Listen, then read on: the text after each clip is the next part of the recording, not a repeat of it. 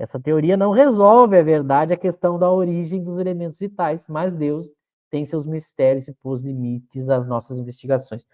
Esse comentário é genial, por isso que o comentário de Kardec ele é muito importante, né? Porque ele dá a tônica de como a gente tem que entender as questões. É muito interessante, talvez algum dia alguém vai ter que fazer um trabalho sobre isso, né? Sobre os comentários de Kardec, que sempre em alguns itens ele decide comentar, então tem coisa ali, né? Porque a 45, ela é interessante porque Kardec faz uma analogia com os seres inorgânicos.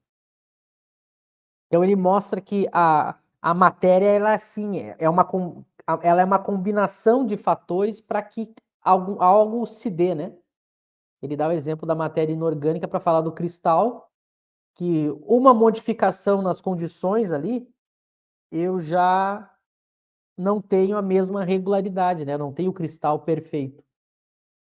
E aí ele faz e nota que ele está fazendo reflexões filosóficas sobre a questão. Ele não está propondo uma resposta. Ele está fazendo questionamentos, são reflexões baseadas na lógica, na comparação. Então ele está mostrando, provavelmente, por que não se daria? Olha o verbo que ele usa, né? Por que não se daria o mesmo com os elementos orgânicos? Então, e isso é interessante porque a ciência hoje, a biologia fala disso. A biologia diz o quê? Que para a vida na Terra ter acontecido, houve uma combinação muito difícil de fatores para que a gente tenha a vida como a gente tem aqui. Que é exatamente o que ele está falando, das condições necessárias para que a vida aconteça. Né? A gente sabe que desde a questão do sol, a questão tem toda uma influência de vários elementos no processo para que a Terra tenha o tipo de vida que tem. Então, nota que a própria lógica de Kardec ela é moderna. Mas nota que ele está fazendo reflexão, ele não está com os espíritos desenvolvendo uma pesquisa, colocando o como, entrando, ele não está. Só que a questão mais importante, uma das mais importantes do comentário de Kardec é mostrar que o que ele está buscando é uma resposta apoiada nas leis da natureza. Isso é o importante. Significa que ele não está recorrendo a uma explicação miraculosa, religiosa, sobrenatural, maravilhosa para explicar a formação dos seres vivos. O Espiritismo não vai tomar como partida uma ideia de algo que seja fora das leis da natureza. Por isso que ele está fazendo ciência.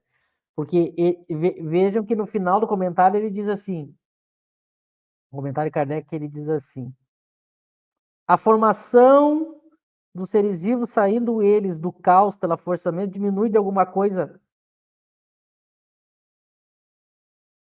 Ó, a formação. Tá ali a frase? Eu estava lendo no meu celular aqui, vai ela mais para baixo. Ali, ó. A formação dos seres vivos, saindo eles do caos.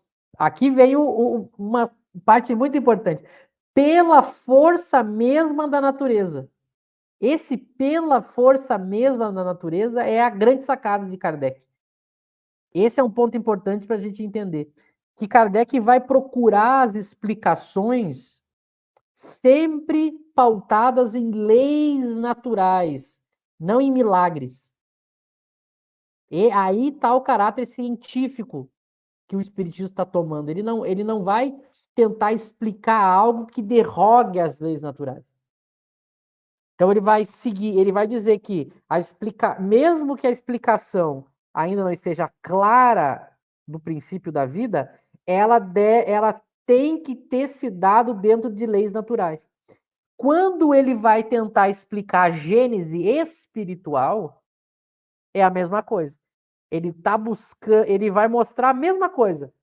Eu não consigo ter uma clareza sobre a gênese espiritual, mas todo pensamento tem que se dar dentro de leis naturais. Esse é o diferencial do espiritismo. O espiritismo ele vai ter um discurso científico pautado em leis naturais e ao mesmo tempo vai falar em Deus. Porque até então, isso parecia uma coisa contraditória, né? Porque ou se escolhia o caminho religioso, quando falava em Deus, ou então o caminho da ciência, quando falava em leis naturais. É exatamente isso que Kardec vai tentar mostrar com o Espiritismo, e ele vai retomar isso na Gênese. Eu posso ter uma teoria que coloque Deus filosoficamente e, ao mesmo tempo, propõe explicações baseadas em leis naturais. Não preciso recorrer a milagres para explicar. Então é uma união, né? Ele faz muito bem isso. E ele sempre faz esse comparativo. Da mesma maneira que não está muito clara certas questões nas ciências biológicas, também certas questões de origens na ciência espírita não estão. Porque isso faz parte de qualquer ciência. Há áreas da ciência que elas não estão muito claras. Mas a ciência consegue pegar um ponto e dali desenvolver. Agora, tem certas questões que a ciência não encontrou resposta. A ciência espírita é a mesma coisa. A, a, a ciência espírita, ela também tem coisas que ela não responde sobre o espírito, que é a sua matéria de estudo, mas há um ponto que a gente pode pegar do espírito e desenvolver toda uma teoria muito útil. Então, isso é uma coisa. E por isso que ele diz assim, ó, pensar nisso diminui a grandeza de Deus? Não. Então, ele está querendo mostrar que pensar em leis naturais, eu posso pensar em leis naturais e ainda assim colocar a crença em Deus. Elas não precisam ser antagônicas. Tanto que nas questões mais para frente, ele vai começar a tratar de questões bíblicas. Aqui ele está tratando das questões biológicas, depois ele trata de questões bíblicas. E ele vai mostrar que para as duas, se eu tiver a interpretação correta, eu não preciso fugir da razão, da experiência, das leis naturais e da ciência. Isso é uma das principais contribuições do Espiritismo. O Espiritismo não precisa negar as leis das ciências, não precisa negar, não precisa entrar em choque com elas. E o Espiritismo também não precisa negar Deus. Isso é uma coisa bela na teoria espírita. Que muitas vezes, muitos filósofos, as pessoas acham que são coisas antagônicas. E Kardec vai mostrar que elas são antagônicas porque eu estou vendo da maneira equivocada, eu estou interpretando da maneira equivocada, né?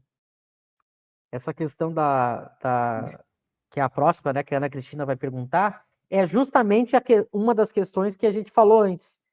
Se eu leio essas questões sem a Gênese, se eu leio essas questões sem a Gênese,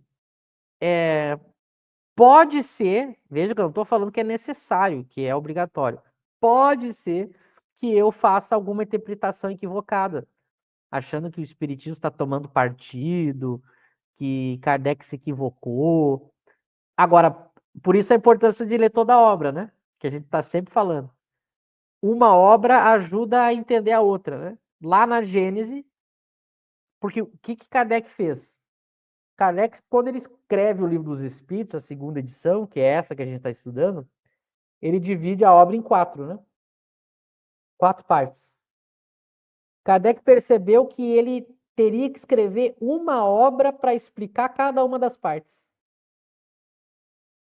Então ele escreveu a Gênese para explicar a primeira parte, o Livro dos Médiuns para explicar a segunda parte, o Evangelho para explicar a terceira e o Céu e o Inferno para explicar a quarta. Essa foi uma sacada de Kardec. Se eu estou lendo as primeiras questões aqui, eu tenho que pegar a obra que ele escreveu para ajudar a entender essas primeiras questões aqui, que é a Gênese. Na Gênese, nós vamos mostrar esse texto. A gente só vai, depois que nós passar da 49, a Ana Cristina vai ver e todos vão ver, nós vamos mostrar o texto de Kardec. Ele deixa muito claro.